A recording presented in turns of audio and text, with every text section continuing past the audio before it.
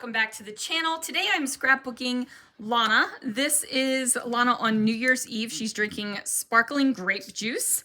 So I have this photo of her. I'm using the Sweet Sprinkles stencil, and I'm also going to be using the Sprinkled with Love stamp set. Now I am not going to be using these in a donut-y kind of way, but more of a celebratory kind of way. And I also have my Chroma Glaze from Brutus Monroe. So let's see what I can do.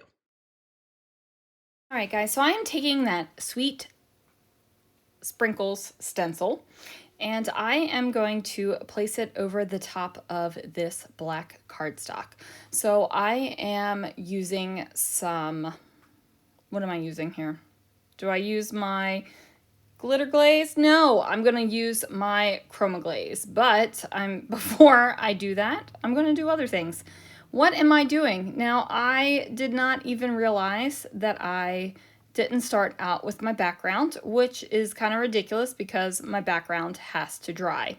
Now, I will say my camera line is a little bit crooked here. I got a new iPad, and that is how I film. So, yeah, it's a little struggle getting it set up to what it should be. To get used to like the setup. So that's all that is. Now what I'm doing is I'm taking that Slimline Rainbow collection and I picked out two colors. I picked out like this beautiful aqua teal color and this almost lime green. It's not truly lime, but it's almost there. And what I'm doing is taking that stencil, the Sprinkled with Love stamps, those aren't stencils, get it together, Sandy, and I'm stamping out the hearts. So what I've done is moved my heart so that I can get two pieces on this paper and facing opposite directions. Now, a lot of the times when we stamp, we just stamp directly on white paper, right? Like we're like, yep, got my white paper, I'm going to do the stamping. Well, I mean, fun fact, guys, you don't have to just stamp on white paper. You can stamp on pattern paper, and that is exactly what I'm doing here. So I am using my Brutus Monroe Raven Detail ink. This is my absolute most favorite ink in the world, so I get those done. Don't know why I decided to do those before I did the mixed media, because like I said, the mixed media has to dry.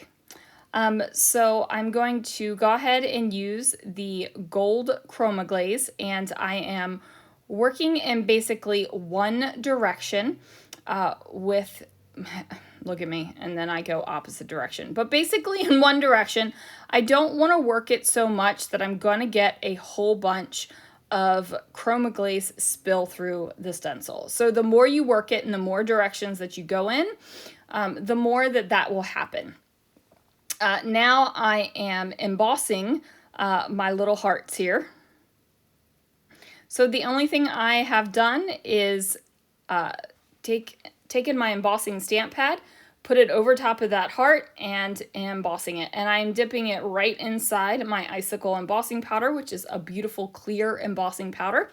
And then, of course, I am going to fussy cut these bad boys out. So all of these hearts have been stamped and embossed.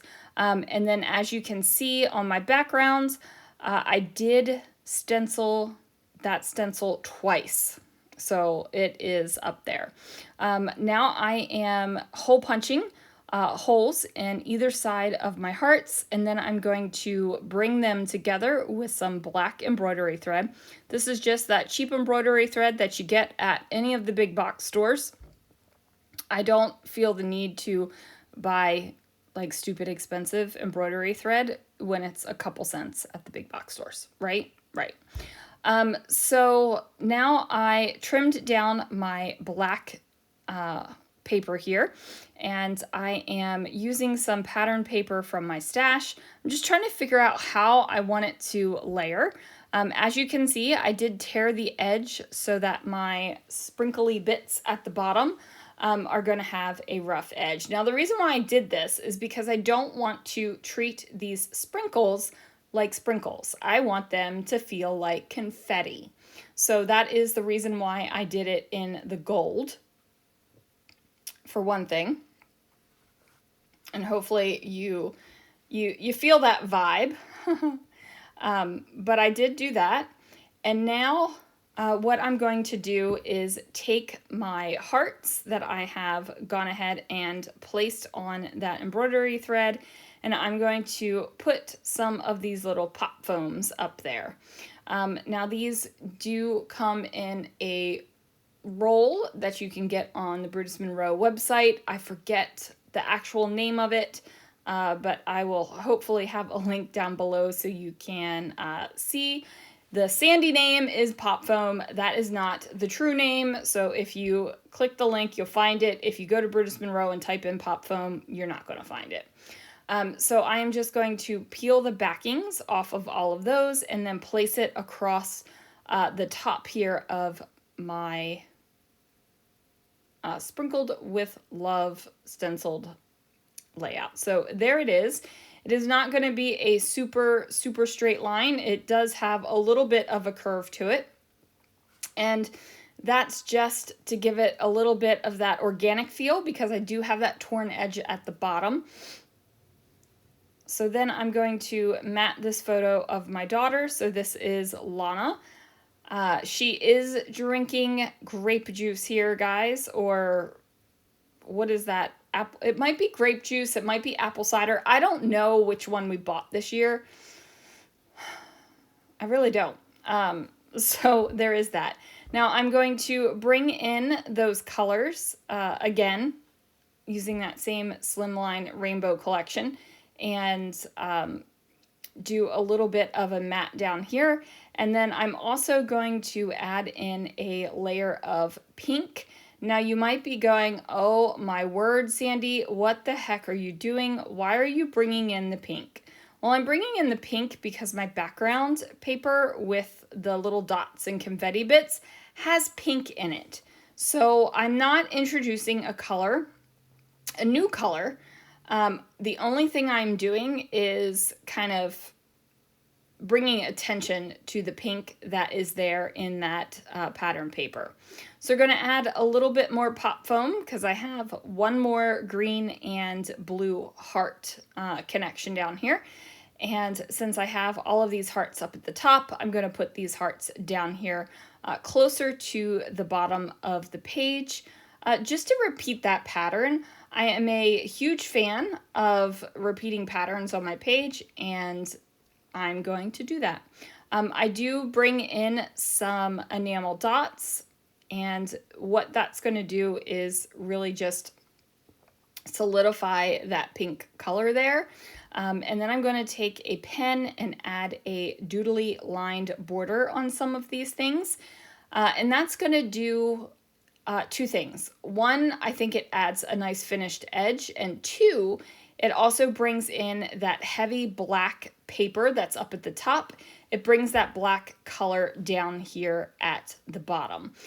Now I need to create my title. I'm going to pull out some chipboard from my stash. I'm going to choose an N, a Y, and an E for New Year's Eve. And then once I figure out which style I want, I am going to emboss it. Again, I'm using Brutus Monroe Embossing Powder because, hello, it is the best embossing powder in the world.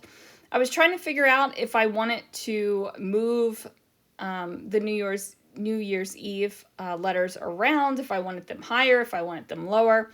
Ultimately, I am going to go ahead and emboss the naked chipboard with my embossing pad, and then I am going to go ahead and dip it in the Raven embossing powder. And I'm going to do that a couple times, which you don't get to see on camera because who knows what happened to the rest of the footage. But there is the layout, you guys. Thank you so much for watching. Thanks for joining me. I hope that you find a way to use a stencil in a new and creative way, and if you do, I'd love to hear about it. Thanks so much for watching, and I'll see you guys again real soon for another video.